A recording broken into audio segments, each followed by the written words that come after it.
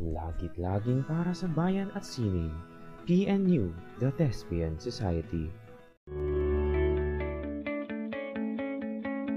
Noong umpisa, wala akong definite na reason kung bakit ako sumali sa organization na ito. Actually, matagal ko na gusto ng teatro. Gusto kong ma-enhance yung skills na meron ako since noong high school pa lamang ay na-expose na ako sa pag-arte. Grinab ko agad yung opportunity na yun dahil alam ko na ang teatro ay isa sa pinaka-importanteng platform upang maipabatid natin sa mga manonood kung ano yung mensahe ng dula. May pamilya na kahit hectic ang schedule niyong lahat, may mapagkakwentuhan ka na alam mong mapagkakatiwalaan. Pero noong tumagal, doon ko na nalaman kung bakit ako nananatili sa organization dito. Una, siguro kasi may pinaglalaban yung organization at pangalawa, yung mga tao na nasa loob. Siyempre, nandiyan pa rin yung managerial works, yung paghahanda sa mga events. Work ethics and professionalism. Ayun, kasi sobrang galing maghubong ng thespian ng tao, hindi lang sa taas ng entablado, kung hindi pati na rin sa pakikisalamuha. Sa disiplina, maturity, social awareness, professionalism, and lalong-lalo na po sa pagiging passionate. Kung una, hindi ako socially active or socially informed or socially inclined sa realidad ng lipunang ito. Hindi ako masyadong nakikialam sa issues. Pero nung nagtagal, nahubog or na-discover ko yung sense of responsibility. Kung apprentice showcase namin ng 2018, kasi showcase. AS namin. TTR pa lang. Grabe niya ako. Is apprentice showcase. Feeling ko kasi, yun yung parang pinaka nagmulat sa akin na para pala talaga ako dito. Parang dun ko na feel na I belong talaga. Apprentice showcase namin. Yung pagbaw namin, hawak-hawak kamay, magbabaw kami. Sa curtain call. Curtain call? Kasi dito lahat ng pagod. Tapos na. Diba? The efforts paid off. Warm up. Day, warm up. Mayroong isang aktor na umihi sa bote ng Mountain Dew sa backstage. Oo. Pagkain namin ng sama-sama before or after ng rehearsal. Sabay-sabay kami kumakain palagi ng kahit ano, cup noodles, siomai rice, sobra. Mga rehearsals. Rehearsals. Productions. Experience. Tao. Bilog. Bilog. Kamustahan? Kumusta? Yakap. Hug. Yakap po. Hugs. Siomai rice. Kalokohan. Alon. Gold. Makalinya. Mahal. Love. Alam. Growth. Pahinga. Tahanan. Biggest decision. Pamilya. Pamilya. Pamilya. Pamilya. Family. Family. Pamilya. Family.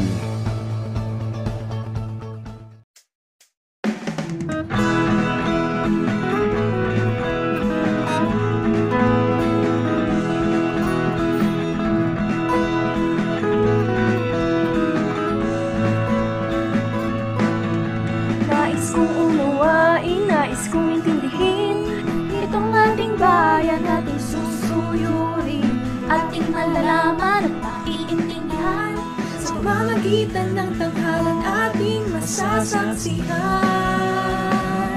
Sabay-sabay tayo sumiyok malamuhataw, puro ng bagong araw. Sabay-sabay tayo sumiyok malamuhataw at magturong gumalaw.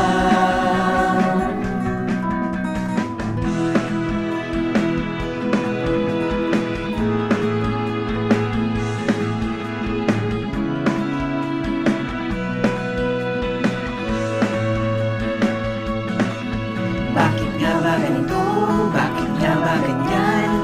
Bakit ikaw, bakit ako ay nandirito? Gobyerno at kalikasan, natin ng ating lipunan, sa pamamagitan ng tanghalan ating masasaksihan. Sabay-sabay tayo, sumiyaw na umataw, puro ng bagong araw. Sabay-sabay tayo, sumiyaw na umataw, at magturong gumalaw. Bayan at sining, pahalagin natin, teatro ating-ating, balita-kilig. Di ba nakikita saradong mga mata? O sarado rin ang iyong mga mata? Halika, bago natin simula teatro bilang salata kakaiba. Ikaw, ako, sama-sama tayo, simulan natin kakaibang mundo. Lahat kayo, magkaisa tayo, pagsilbihan natin ang bayan at Pilipino. Ikaw at ako, pag nagsama-sama tayo, tiyak ang pag-unlad ng bayan ating pagsilbihan ito. Sabay-sabay tayo, sumiyaw na umataw, turo ng bagong araw. Sabay-sabay tayo, sumiyaw na umataw, at magturong gumalaw. Sabay-sabay tayo, sumiyaw na umataw, turo ng bagong araw. Sabay-sabay tayo, sumiyaw na umataw, at magturong gumalaw. Bayan at TTS, bayan at sining. TTS, bayan at sining. TTS, bayan at sining. TTS, bayan at sining. TTS, bayan at sining. TTS, bayan at sining. TTS, bayan at sining. TTS, bayan at sining.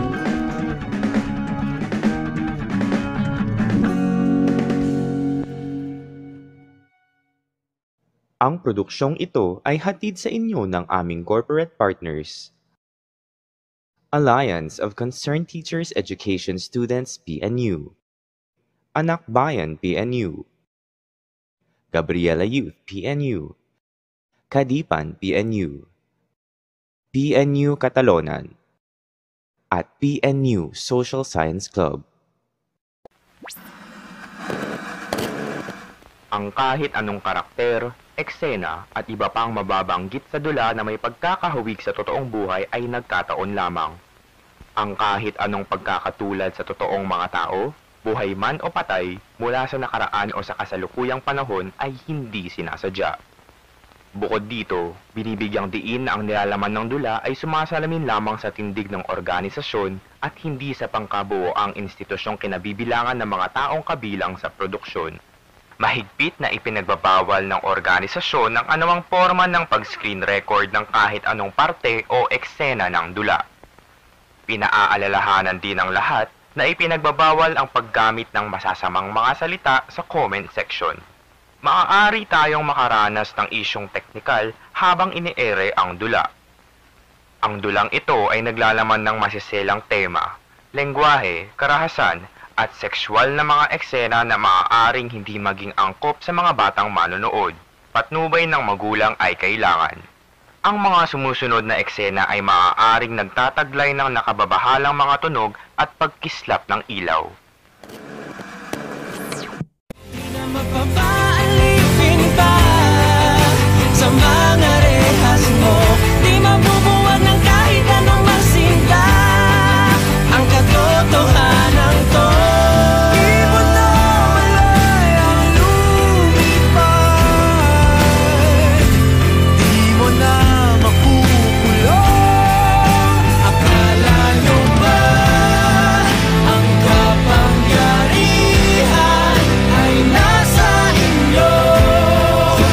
Sino ba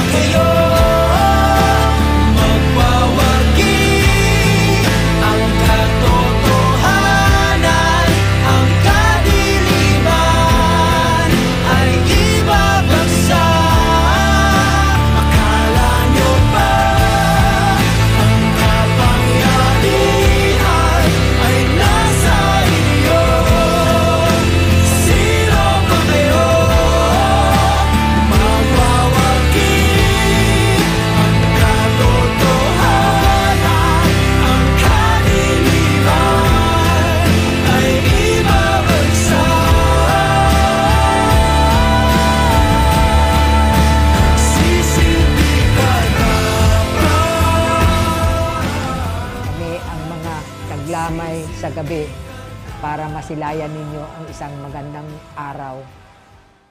Akala nyo ba ang kapangyarihan ay nasa inyo?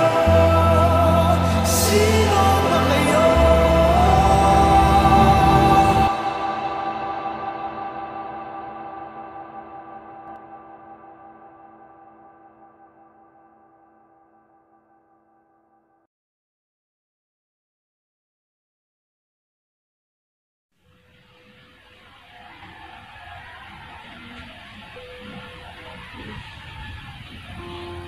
Nandito na naman tayo. Panahon na muli ng makukulay na ilaw at nakaiindak na tugtugan. Malapit nang magsimula ang panibagong panahon, kung kaya't napupuno tayo ng inaasam na pangarap at alaala.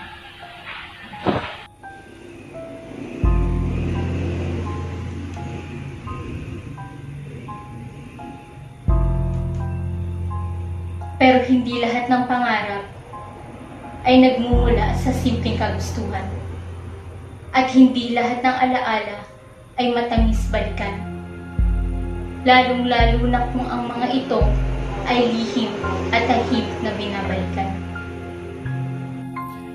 Sa pagbubukas ng ika-30 artistikong taon na may temang Between, inihahandog ng PNU The Thespian Society ang Fairy Lights sa panulat ni Ginoong Nipon Denzo. Samahan niyo kaming tumindig at magsilbing liwanag para sa lahat ng pinagtatabuyan sa dilim. Manood, mamulat, tumindig, kumilos, at pumili ng tama.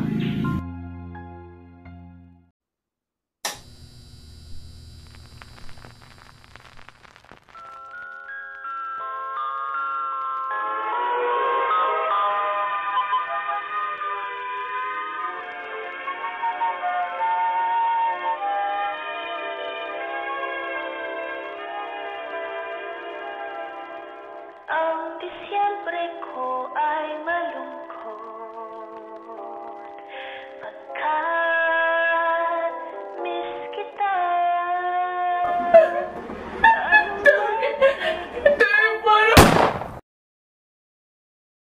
Rinig niyo ba yun? Yun ang hudyat ng pagtahimik ng isa na namang mamamayang Pilipino. Ang totoo niyan, madalas hindi lang isa. Sabi nila tahimik daw nung panahon namin.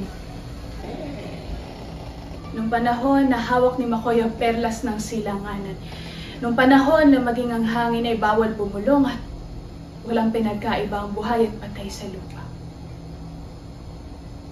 Hindi kayo naniniwala, ano? O ayaw niyo lang maniwala?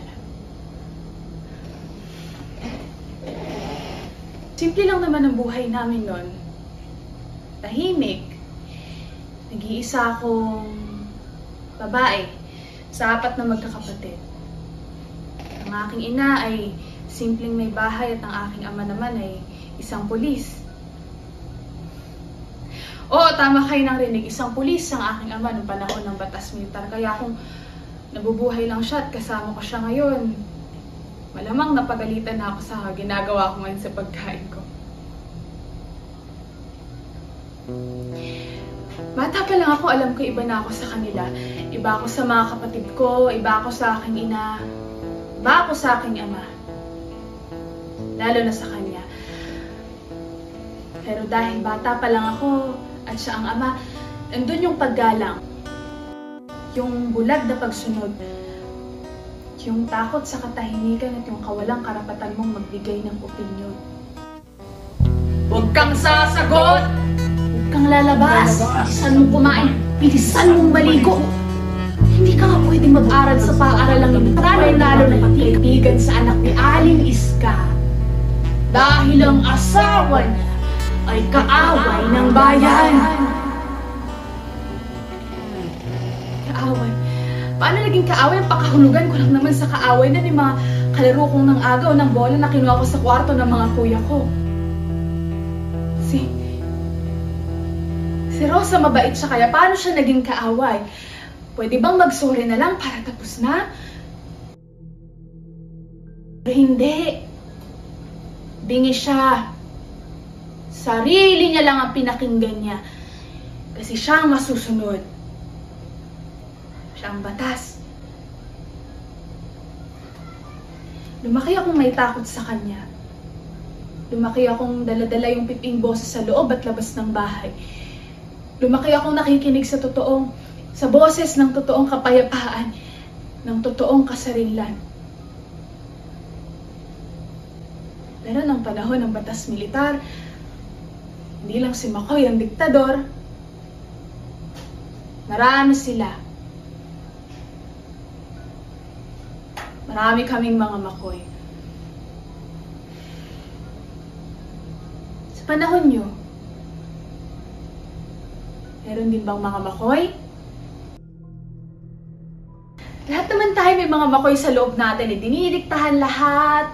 Bawat galaw natin, pinipigilan tayong yakapin ang pinakamataas nating potensyal. Alam niyo bang hindi lang din si Ama ang Makoy sa buhay ko? Hindi pati ako. Kasi natakot akong ipakita yung totoong ako. Diniktahan ko yung sarili ko na mabulag sa maling pakahulugan ng kapayapaan. Ako, si Lolita Magpayo.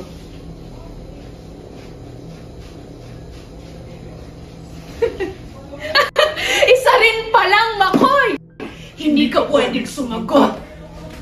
Hindi ka pwedeng lumabas. Bawal mabagal kumilos. Bawal mabagal maligo. Hindi ka pwedeng mag-aaral sa paaralang talong lalo. Hindi ka pwedeng makipagkaibigan sa anak ni Aling Iska dahil ang asawa niya ay kaaway ng bayan. Kaaway. Siya raw siyang kaaway. Pero muli siyang nagbalik sa buhay ko. Isang anghel mula sa kalangitan na binuksan yung mga mata ko.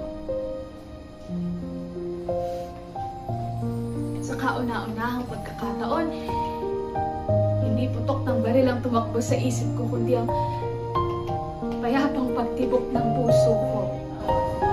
Masaya. Masayang malaya.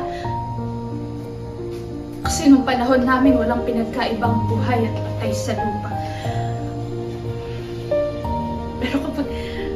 Pero kapag kasama ko siya, parang wala na akong pakialam. Basta ang alam ko, masaya ako. Sa wakas, malaya ako. Malaya at payapa tulad ng pagbutikot ng Christmas lights tuwing Kapaskuhan.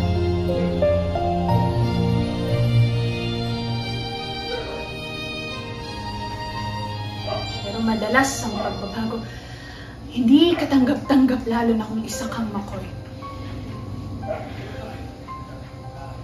Bisperas na ng Pasko at salo-salo ang buong pamilyang kumain sa mesa. Ang tanging mabilis na pagpapatintero lang ng kubyertos ang maririnig sa apat na sulok ng kwarto hanggang sa nagkaroon ako ng lakas ng loob na basagin na nakagawian.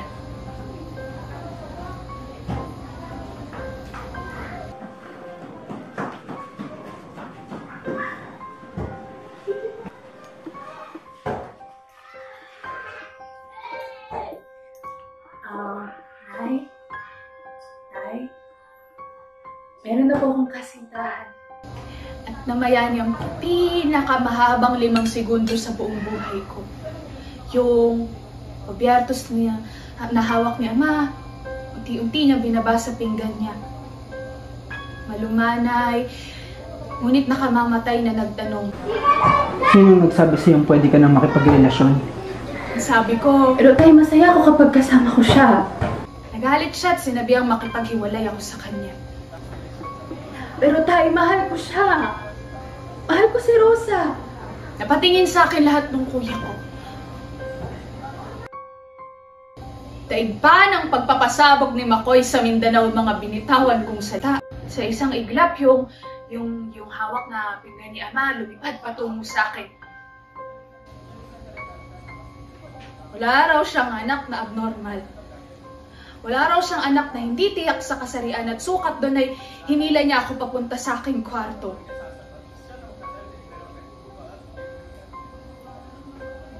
Umiiyak na si Inay. Yung mga kuya ko, gusto nilang lumaban pero hindi nila magawa. Mga duwag sila. Mas may bayag pa nga ako kaysa sa kanila eh. Nagmistula akong bilanggo ng bilanggo pero iniiwasan. Dinadalhan lang nila ako ng pagkain tuwing umaga, tanghali at hapon. Wala raw kakausap sa akin kasi baka mahawa raw sila sa abnormalidad ko.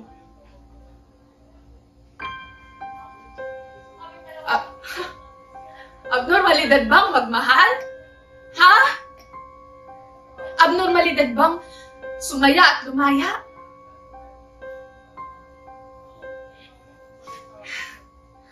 Ilang araw rin akong walang kausap na hanggang sa isang gabi pumasok si Ama sa kwarto ko. Pinalabas na ako kasi may pupuntahan daw kami. Nagmamakaawa si Ina na wag daw akong saktan. Pumayag naman si Ama. Hindi naman daw ako masasaktan at makakauwi naman daw ako ng buhay. At sukat doon ay lumabas kami at pumasok sa owner jeep niya.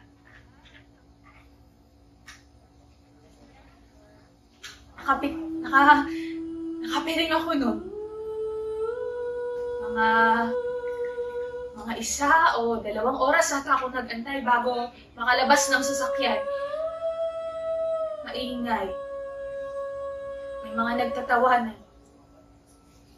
Paglabas ko, hinawakan ako ng 2 tauhan ni Itay at nakita ko siya.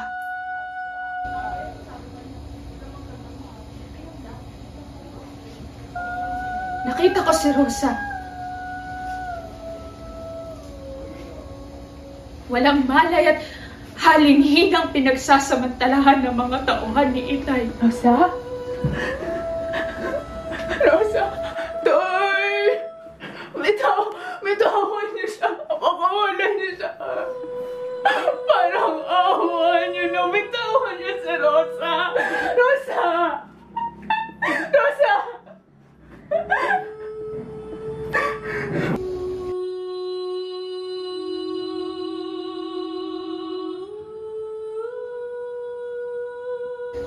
Pero hindi nila ako pinakinggan. Hindi niya ako pinakinggan. Wala ko nagawa kundi umiyak habang isa-isa silang nagparao sa malabituwing katawan ng aking Rosa.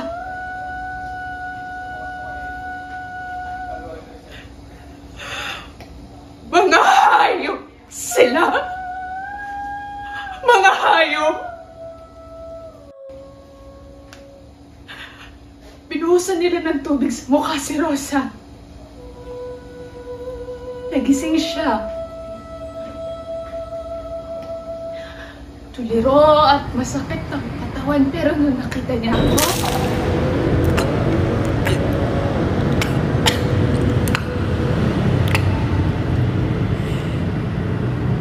nakita niya akong ngumiti siya.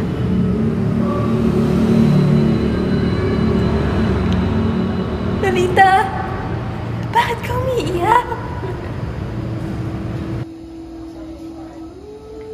Rosa, siya na ang nahihirapan pero ako pa rin ang inisip niya.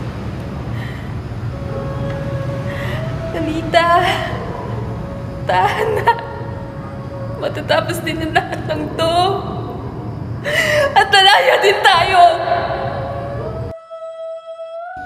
Napahagulhol ako nun habang ang demonyo kong ama ay tumatawa kasi siya ang masusunod. Siya ang batas. Sa isang iglap, naglabas ng mga baril yung mga tauhan ni Itay.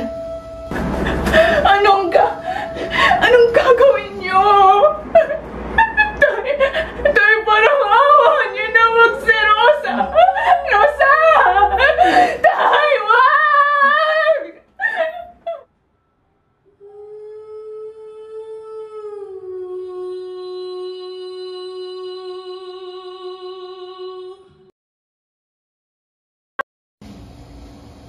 Bagamat alam niya na mangyayari, ngumiti pa rin siya sa akin. Dalita, tahanan. Huwag kang mag-alala. Darating ang panahon. Tayo ay lalaya. At sa oras na yun, muli tayong magiging masaya.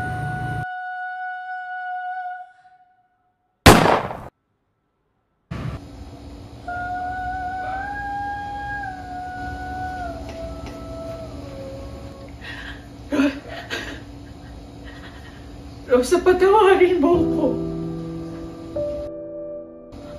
Rosa, mahal ko. Rosa, hanggang ngayon, mahal. Mahal pa rin kita. Dahil bang mag-asal na tayo ay lumigaya? Ha? Dahil bang mag-asal na tayo ay lumigaya?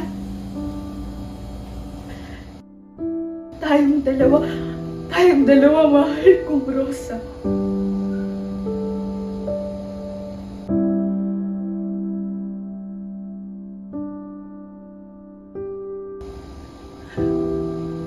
Rosa? Rosa, mahal ko. Nagbalik ka. Rosa, mahal ko. Ngayon na ba ang araw ng paglaya?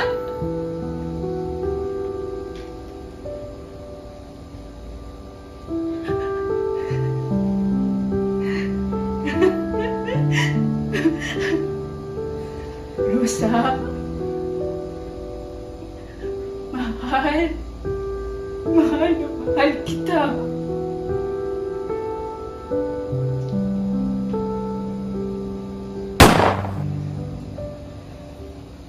Rinig niyo ba yun? Yun ang hudyat na. The proclamation of martial law is not a military takeover. Practicing their presentation for the Christmas celebrations to be held at the town plaza the following. A power embodied in the Constitution to protect the Republic of the Philippines and our democracy. Reminisced about the past and filled each other in on major events in our lives over the past 12 years. To my surprise, madaling araw yun eh. Pumasok yung armado, yung mga sundalo. Sa loob pa lang ng bahay, tinorture na kami. Tapos dinala na kami sa kampo. Pag tinotorture nga, iniisip ko, sana mawalan ako ng malay. Pero hindi naman ako nawalan ng malay. Kaya nararamdaman ko yung the pain. Das gusto kong matulog. Because that was my form of escape.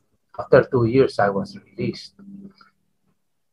Pero nung ma-release ako, yung kapatid na babae ko naman ang dinukot.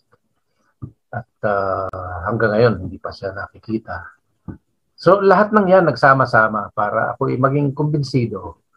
Until now, na never again. Kailangan magkaroon ng revolution of the consciousness. Kailangan baguhin ang pag-iisip ng mga tao. Yung paniniwalang basta may kapangyarihan, gumalang ka. Pero teka muna, kung yung may kapangyarihan ay hindi tama ang pamamalakad, igagalang mo pa ba? Hindi nawala sa isip ko yung sinasabi ng mga torturer ko na kaya nila akong patayin dahil ang backup nila ay presidente.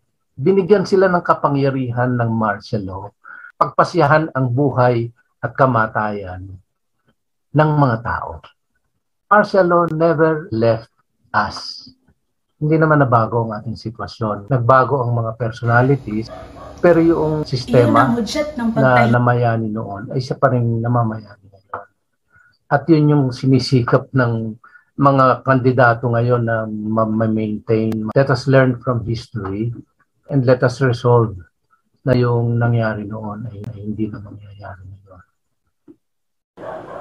Narinig niyo ba yun? Nakahiligit sa'yo,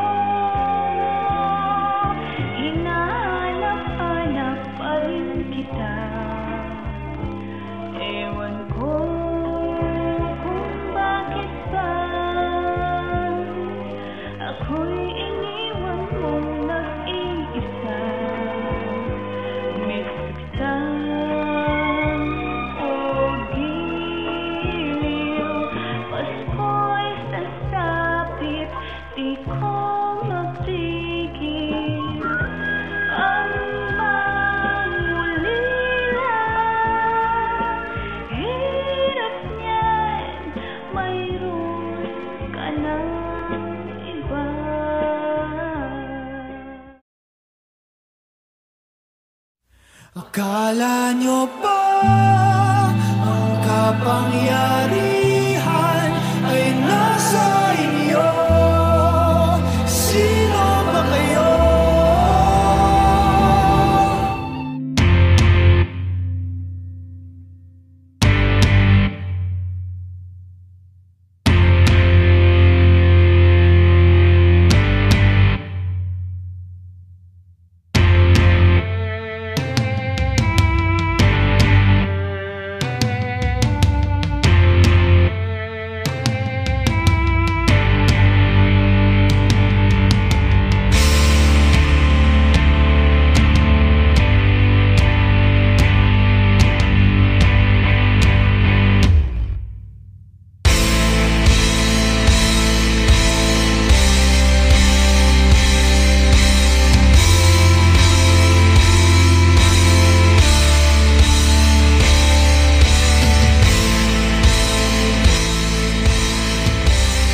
Ang produksyong ito ay hatid sa inyo ng aming corporate partners. Alliance of Concerned Teachers Education Students PNU, Anak Bayan PNU, Gabriela Youth PNU, Kadipan PNU, PNU Catalonan, at PNU Social Science Club.